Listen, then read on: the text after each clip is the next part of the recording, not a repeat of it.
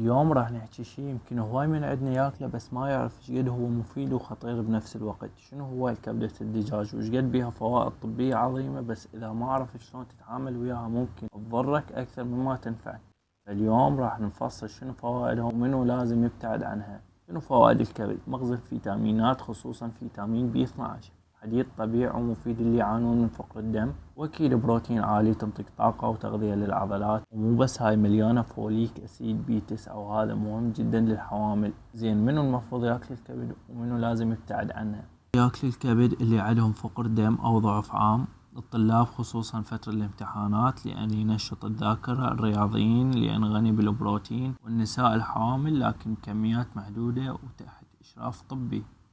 واكيد الاطفال فوق عمر السنة يفيدهم بالنمو. زين منو لازم يبتعد عن الكبد او يقلل منه؟ الناس اللي عندهم ارتفاع بالكوليسترول، اللي عندهم مشاكل بالكبد او الكلى، واخر شي الاطفال تحت عمر السنة لان الجهاز الهضمي بعد ما مكتمل كليا. الكبدة ثقيلة عليهم خصوصا اذا كانت متبلة او مطبوخة بطريقة دسمة. بالمختصر هي الكبدة مفيدة بس بكميات محدودة، يعني بالاسبوع مرة او مرتين. وهيك نكون وصلنا لنهاية الفيديو. جربوها وبالعافية عليكم، نشوفكم بالفيديو الجاي، واكيد خلوا اكلكم دائما صحي. في امان الله.